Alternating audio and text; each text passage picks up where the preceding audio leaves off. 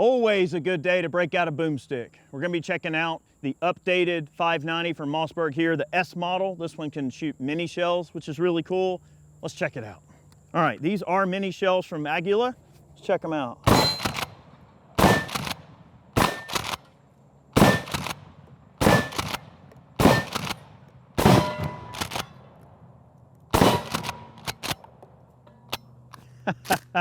Woo!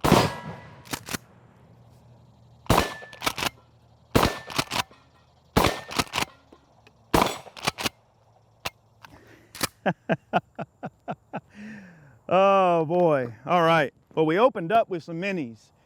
So you notice our capacity was a little Looney Tunes there. That was 14 rounds of mini shells, 13 in the tube and 1 in the chamber. So that was allowing us to get a little bit more payload downrange, a little bit more round count, which is kind of nice. And you could see those mini shells were hitting exactly where I wanted them to hit and tracking to the sights beautifully. This one just has the gold bead on the front, but you can see on the 590S, one thing that they did different, which is nice, is they added this optics mount plate. It's designed to run with all types of your micro concealed carry sights, shield arms. I think Trichicon has one out now. There's a Crimson Trace that's out there now. I know there's a Vortex. I mean, you name it. There's a lot of companies that are doing these little micro carry pistol sights. They're made to mount directly to the top of the receiver. So that's one nice thing that you've got in the new 590. You can still mount a traditional rail on top if that's what you want to do. The patterns for the holes are the same. So you'll just have the plate underneath, which is no big deal, but they are drilled and tapped and cut for your micro sights, which is nice. Now I'm running this one with irons, but I just did a video on the 940 where we were shooting the 940 with the Holosun micro red dot on there, and it's really nice. But it's pretty much the 590 that you know and love, but it can take mini shells. You've got the optics availability, which is nice. The furniture, the layout of the gun, the bayonet lug, the rest of it is relatively the same, although I will make note here that on this particular 590, they are threaded for chokes as well. So I've seen most of your tactical and home defense model shotguns from Mossberg are usually just cylinder bore. With this, they do give you the ability to drop in all of your different chokes if you want to experiment with different chokes in your shotgun. Now, that was buckshot ammo. And just to give you an idea on this stuff, this is a 5/8 ounce load, right? It's 7 number 4 bucks and 4 number 1 buck. That's what it looks like, kind of like a candy cane mixture of some sort, okay? And with that particular load, you've got a 5/8 ounce load going at 1,200 feet per second. So that's still laying down some pretty decent slap down in terms of energy, and you've got 14 rounds in the tube. So you might live in a state, for instance, that has magazine restrictions or something like that. You know, maybe on a pump shotgun, right? So that's a way you can actually game up the capacity a bit, which is nice, without having to have a larger tube or a magazine or something like that. So that's one handy thing. Now, there were some devices that were out for the 590 previously that you could buy a little device and install it on your existing 590. So it's great to know that Mossberg responded to consumer demand and redesigned this gun slightly to accept the mini shells. The mini shells are pretty affordable too, which is nice. You can get more rounds down range. It's just kind of a nice option. So that's the big selling point there on this particular gun, is the mini shell compatibility and the cut for the red dot sight, which is nice. But this will run the minis as well as pretty much a 1 3/4 inch shell all the way up through a 3 inch. So we're gonna try a variety of different rounds. I do have some buckshot ammo, but we do have a couple of watermelons and a can of hominy. Now, if you saw our 940 video, check it out. We did a video on the 940 Pro as well, and we did kind of the same gag, but today we're gonna try it with the pump action for fun. And let's see, I've got some Hexolit broadhead, these Hexolit number 32s. That's a steel slug here from Duplex, D-Duplex. We're gonna try one of those. And I wanna say, I think they're, let's see, that's their heavy field load, a 1 1/8 ounce expanding steel slug, all right, from D-Duplex. That's what they look like when they blow out. They got like a, you know, a nylon plug in there. It makes them open up. So we're gonna try one of these broadheads and that watermelon there. Now I can't promise you I'm gonna hit the Firebird that's on it because it does have one of those exploders on it. I'm gonna aim at it and try to hit it, but no guarantees. But I will guarantee that this watermelon is about to come apart. Which one, Chad, left or right do you want? Left? Okay. All right, stepping up to a 2 3/4 slug here from D-Duplex. Nice option. Okay, here we go.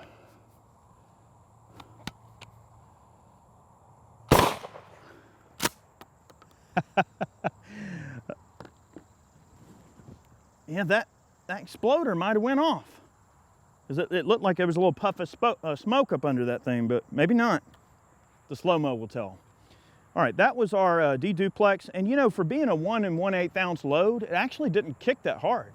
The recoil was pretty soft, which, you know, pump actions and single shot shotguns, anything with a manually operated type of mechanism, you know, you're gonna get a little bit more punishment from the recoil, but I generally find that these guns hold up just fine, and they're no issues for me in the recoil department.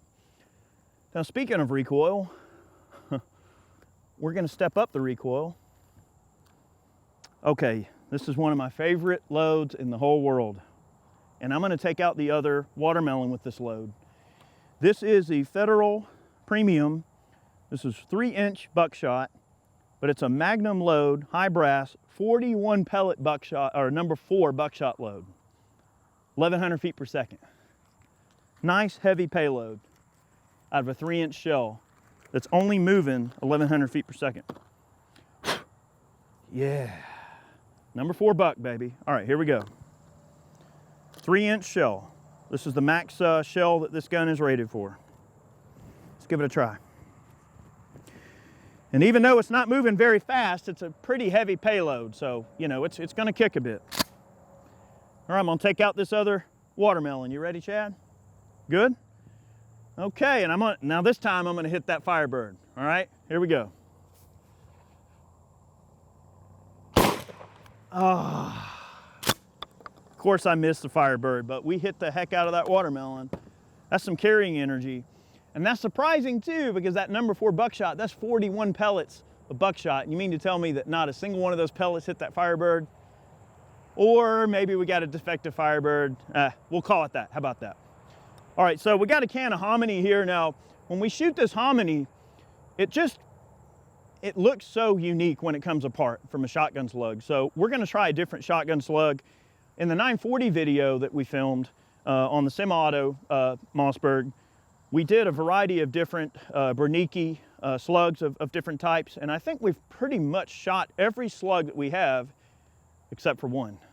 And I'm gonna shoot it in the pump here. This is some PolyShok. Now, this ammo is actually, it's kind of collectible, but we're gonna shoot it anyway, because why not? So this PolyShok, it's essentially a factory waxer. So you know how Barry and I used to make the wax slugs? Well, PolyShok figured out a long time ago, well, they could have, you know, birdshot pellets poured in with wax to make this kind of odd wax projectile. And that's what it is. It's called their impact reactive smart projectile. Kind of cool. There's some literature and everything about it, but I'm just gonna let the results speak for themselves. But let's just say it kicks like a birdshot load, but it hits like a buckshot load. So let's see what it does to this can of hominy and see how much energy we can dump into that can. All right, PolyShok. This stuff was made probably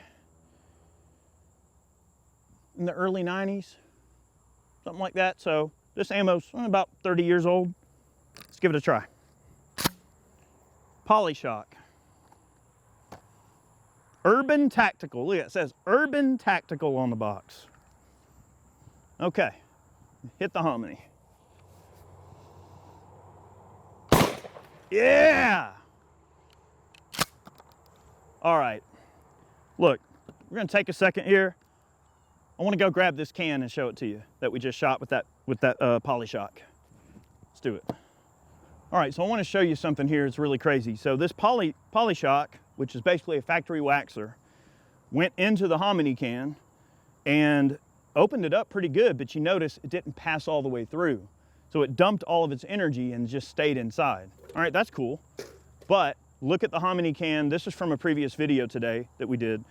This was from a Mossberg 940 with a 1 3/8 ounce Bernicki Black Magic slug. And look how it just ripped through there. And of course, shot all the way through the can. So you had, I would say, arguably much more visceral damage with the bare slug, but with the waxer, it never left the can. So you take that for what you will, but like, there's nothing left over. Does that make sense? Just saying, kind of cool. All right, so I reset these targets. I didn't bother repainting them because we're not gonna put any more explosives on these or anything like that. I'm gonna try out a couple of different buckshot loads. Let's see, we've shot quite a few slugs. I do have some of this military buck here. We'll probably go ahead and finish some of this up real quick. This is produced by Winchester. This is 9 pellet double-aught military buckshot. Exact same thing they issue to the troops, which some would say probably ain't that great, but it's functional. And I love how they black the brass out. That's more tactical. No light transmission. You don't want somebody seeing your shiny brass and giving your position away. So they black those cases out so that they don't reflect light. Y'all probably didn't know what that was for. Now you do. All right. Top it off. Nothing wrong with a good old 590. This is a real proven shotgun design that's held up really nice. Okay, I'm gonna go through and take out these targets.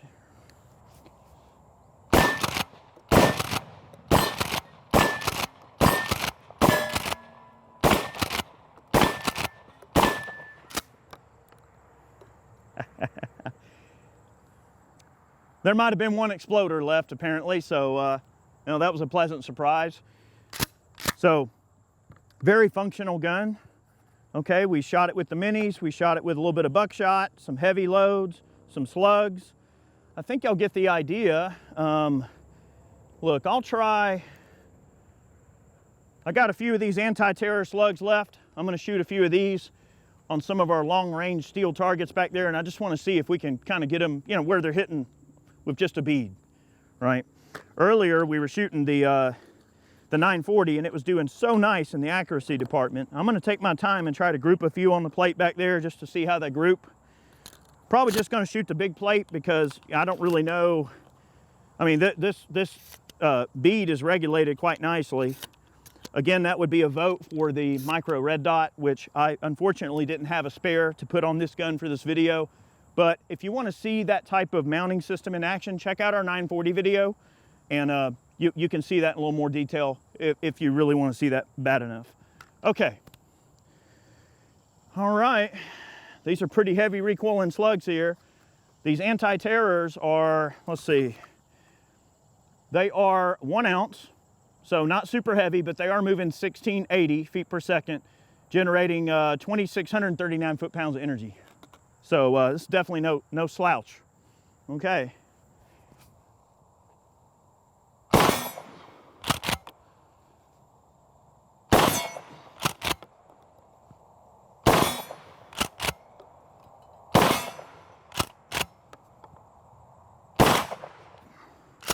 Took a shot at the little plate, missed it, but good stuff. I appreciate y'all tuning in to today's video. I hope you enjoyed it. Many more on the way. We've got a ton of content coming down the pipeline that I hope you'll stay tuned for.